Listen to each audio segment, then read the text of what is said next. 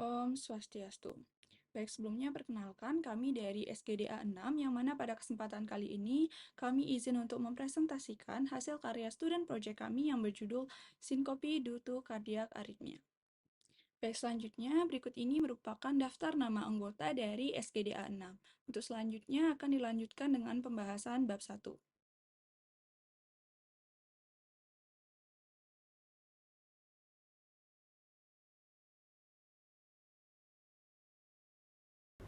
Baik, perkenalkan saya Niputri Nidia Putri Prameswari dengan 3 digit NIM terakhir 171.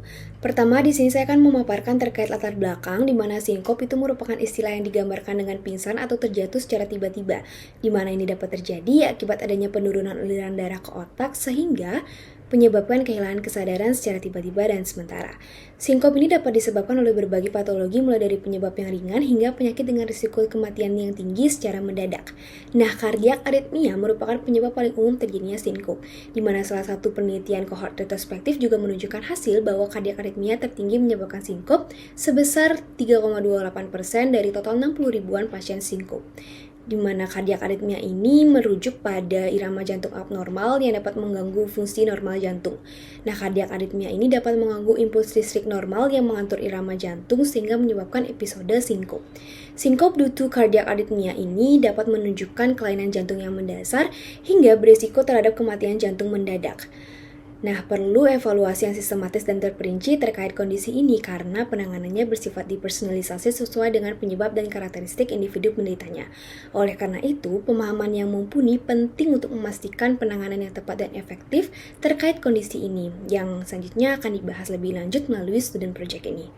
Baik, selanjutnya adapun rumusan masalah dari student project kali ini adalah yang pertama, apa yang dimaksud dengan cardiac arrhythmia, bagaimana definisi dan klasifikasi dari sinkop, bagaimana epidemiologi dari sinkop, bagaimana etiologi dari sinkop, bagaimana patogenesis dari sinkop, bagaimana diagnosis dari sinkop, bagaimana penata laksanaan dari sinkop, dan bagaimana hubungan kardiak aritmia dengan kejadian sinkop.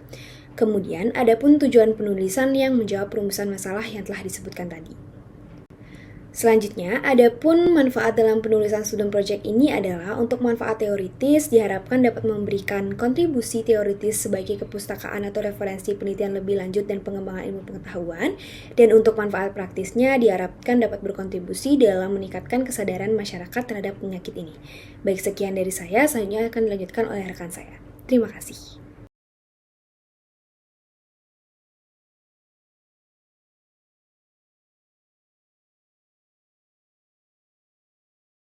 Selanjutnya, perkenalkan nama saya Andini M. Ambarita dengan 3 digit terakhir 020. Di sini saya akan membahas bab 2 yaitu tentang kardiak aritmia.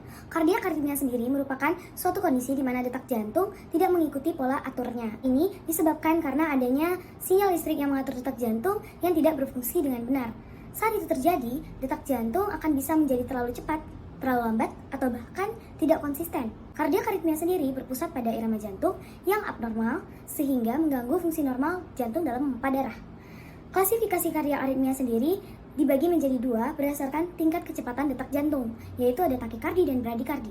Takikardi sendiri merupakan detak jantung yang cepat dengan jumlah detak per menit itu melebihi dari 100, dan takikardi sendiri dibagi menjadi fibrilasi atrium, atrial flutter, supraventrikular takikardia, ventricular fibrillation, dan juga ventricular takikardia. Sedangkan bradikardi itu merupakan detak jantung yang lambat dengan jumlah detak per menitnya kurang dari 60. Bradikardia ini dibagi juga menjadi beberapa tipe, yaitu sick sinus syndrome dan juga conduction block.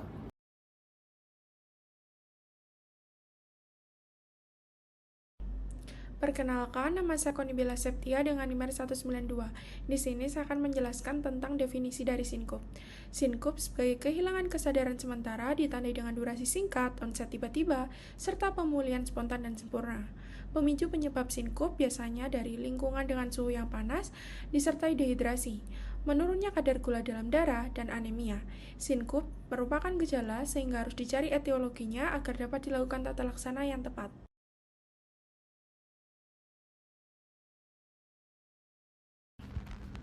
Baik, di sini saya akan menjelaskan mengenai klasifikasi sinkop.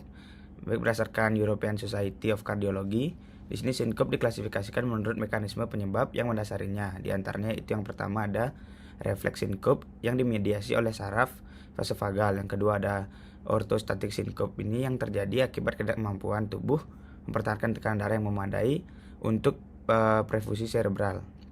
Yang ketiga ada sinkop akibat aritmia, baik itu takikardia maupun bradikardia. Dan yang terakhir ada sinkop karena penyakit jantung struktural. Mungkin sekian yang dapat saya sampaikan, selanjutnya akan dilanjutkan oleh teman saya. Terima kasih.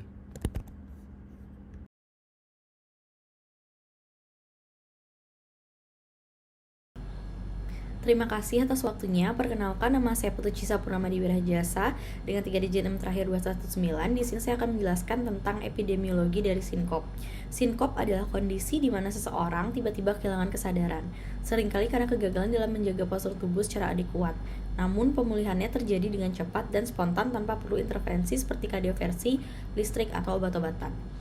Penyebab utama sinkop biasanya terkait dengan kurangnya nutrisi dan oksigen yang mencapai otak. Prevalensi sinkop sepanjang hidup mencapai 42% hingga usia 70 tahun, dengan angka kejadian tahunan sebesar 6%. Insiden sinkop bervariasi antara 18,1 hingga 39,7 per 1000 pasien. Ini adalah keadaan medis yang umum dengan tingkat penerimaan pasien sinkop mencapai 32% dari total pasien yang datang ke unit gawat darurat, menyumbang sekitar 2% dari semua kunjungan ke unit tersebut di Amerika Serikat. Sinkop juga dapat memiliki dampak yang signifikan pada kualitas hidup, karena bisa mengganggu aktivitas sehari-hari hingga 33%.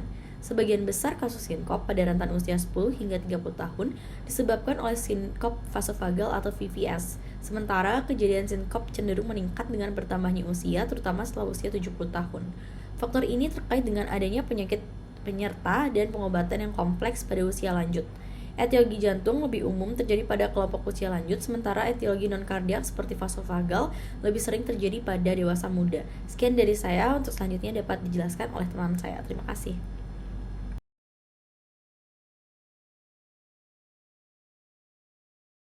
Perkenalkan, saya Nima Depi dengan 3 digit 6 terakhir 071. Baik, di sini saya akan jelaskan terkait etiologi dari sinkopi. Nah, penyebab kejadian sinkopi ini dibagi menjadi 3 jenis. Yang pertama yaitu gangguan kardiovaskular, contohnya kardiak aritmia, lalu gangguan struktural dan obstruktif. Penyebab kedua yaitu penyebab cerebrovaskular, contohnya insufisiensi vertebrobasilar. Penyebab yang ketiga yaitu gangguan aliran darah dan tonus pembuluh darah, contohnya vasovagal atau neurokardiogenik, hipotensi ortostatik, situasional seperti misalnya batuk, berkemih, buang air besar, dan lain-lain, dan carotid sinus sinkopi. Vasovagal sinkopi merupakan jenis sinkopi yang paling umum terjadi, yaitu menyumbang hampir 50% dari seluruh kasus sinkopi. Mungkin sekian yang dapat saya sampaikan. Terima kasih.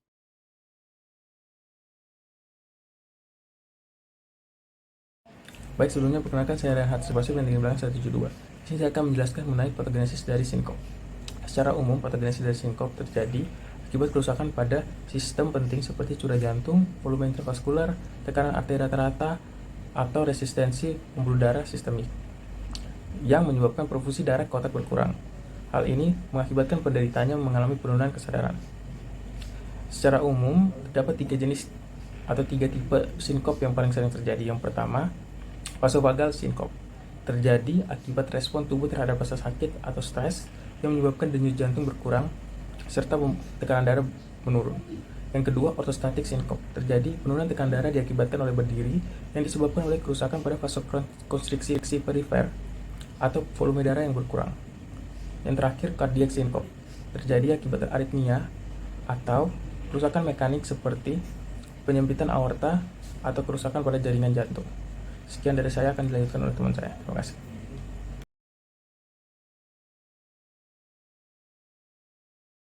Baik, perkenalkan, saya Malini Ariana dengan 3 digit NIM terakhir 034. Pada kesempatan kali ini saya akan melanjutkan membahas mengenai diagnosis dari sinkop. Dimana untuk diagnosisnya kita bisa melakukan anamnesis pertama terlebih dahulu. Anamnesis ini kita tanyakan kepada keluarga ataupun kerabat yang mengantar atau kepada pasien apabila pasien tidak sadar. Pertanyaan yang kita tanyakan adalah apakah terjadi kehilangan kesadaran secara kompleks, kemudian apakah kehilangan kesadaran jadi bersifat sementara dan onset yang mendadak, apakah terdapat gejala sisa, dan apakah pasien terjatuh saat terjadi sinkop. Karena pertanyaan ini sangat penting untuk mengetahui diagnosis dari menentukan diagnosis dari pasien. Dan apabila semua pertanyaan dijawab dengan ya, maka besar kemungkinan pasien mengalami sinkop. Kemudian untuk pemeriksaan fisik juga pemeriksaan penunjang, di mana untuk pemeriksaan fisik ini kita lakukan untuk mengetahui tanda vital dari pasien dan untuk mengetahui apakah ada kelainan dari struktural jantung yang terjadi pada pasien. Kemudian untuk pemeriksaan penunjang kita bisa lakukan elektrokardiografi, mana elektrokardiografi ini bisa mengetahui sinkop sebanyak 7% dan pemeriksaan yang paling mudah kita lakukan. Kita juga bisa lakukan ekokardiografi dan juga meja jungkit, di mana meja jungkit inilah pemeriksaan untuk mengetahui diagnostik sebagai evaluasi dari pasien dengan sinkop. Baik, terima kasih akan dilanjutkan oleh teman saya berikutnya.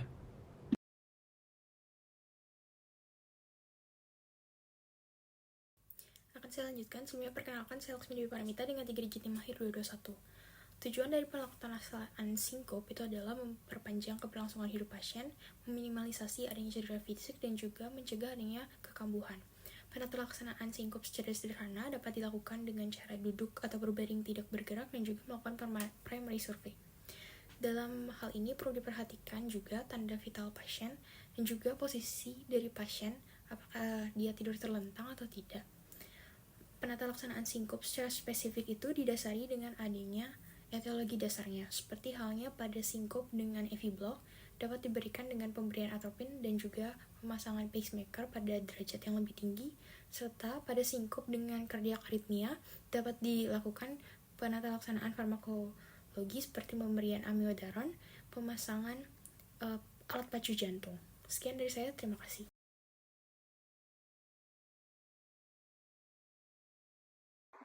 Perkenalkan, nama saya Devi dengan 3 digit NIM terakhir 063. Di sini saya akan menjelaskan hubungan antara kardiak aritmia dengan kejadian sinkop.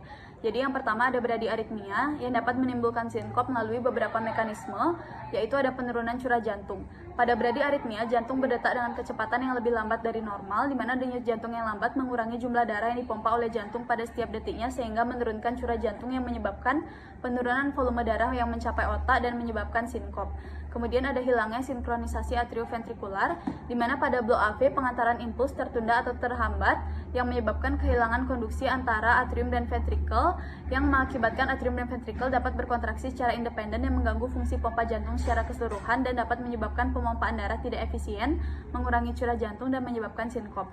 Kemudian ada respon yang tidak memadai terhadap peningkatan permintaan, di mana selama aktivitas fisik atau stres tubuh membutuhkan lebih banyak oksigen untuk memenuhi permintaan energi yang meningkat. Pada bradiaritmia, jantung tidak dapat merespons sepenuhnya terhadap peningkatan permintaan karena terbatasnya kemampuan untuk meningkatkan detak jantung, sehingga aliran darah ke organ vital termasuk otak tidak cukup sehingga menyebabkan sinkop. Kemudian ada disfungsi baroreseptor, disfungsi refleks baroreseptor, di mana ketika refleks baroreseptor tidak berfungsi dengan baik, jantung tidak menerima sinyal yang sesuai untuk menyesuaikan denyutnya terhadap perubahan tekanan darah, yang dapat mengakibatkan respon yang tidak memadai dari jantung terhadap perubahan tekanan darah, sehingga penurunan tekanan darah yang tidak diikuti oleh peningkatan denyut jantung yang cukup dapat menyebabkan penurunan aliran darah ke otak yang pada gilirannya dapat menyebabkan sinkop.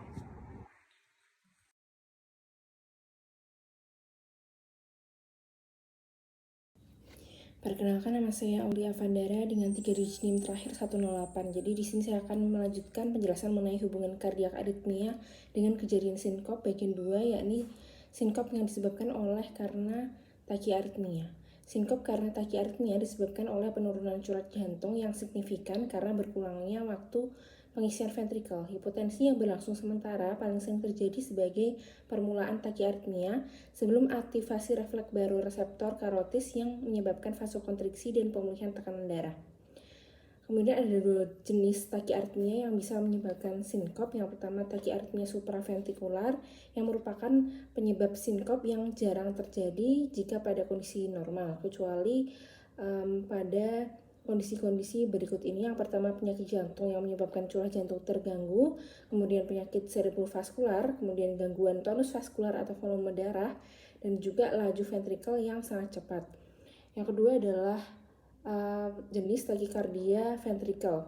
Pada pasien dengan penyakit jantung struktural, takikardia ventrikel ini adalah penyebab umum sinkop, khususnya pada pasien dengan riwayat infark miokard.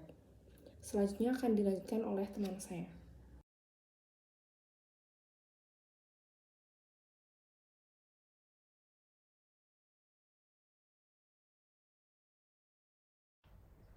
Perkenalkan, saya Nagung Israel Mira Puramiswari Ratnyana dengan 3 digit NIM terakhir 183. Di sini saya akan menjelaskan tentang kesimpulan dari student project ini, di mana sinkop didefinisikan sebagai kehilangan kesadaran sementara yang disebabkan oleh hipoperfusi otak global. di mana kejadian sinkop ini cenderung meningkat dengan bertambahnya usia, terutama setelah usia 70 tahun. Di mana diagnosis umumnya ini dapat ditegakkan secara klinis melalui anamnesis, pemeriksaan fisik, dan juga pemeriksaan penunjang. Lalu pada penata laksanaan pasien sinkop kardiak aritmia ini cukup bervariasi karena dapat dipengaruhi oleh laju dan fungsi ventrikel serta kecukupan dari kompensasi vaskularnya. Lalu untuk saran, adapun saran yang dapat disampaikan yaitu diperlukan kajian dan telaah literatur lebih lanjut mengenai topik sinkop due to cardiac arrhythmia, khususnya terkait pembahasan yang belum diketahui secara pasti karena sifatnya yang kompleks, sehingga diharapkan kedepannya mendapatkan hasil tulisan yang lebih ilmiah dan menambah ilmu pengetahuan. Sekian yang dapat saya sampaikan, terima kasih. Baik, berikut ini merupakan daftar referensi yang kami gunakan dalam pembuatan student project kami yang berjudul Syncope due to Cardiac Arrhythmia.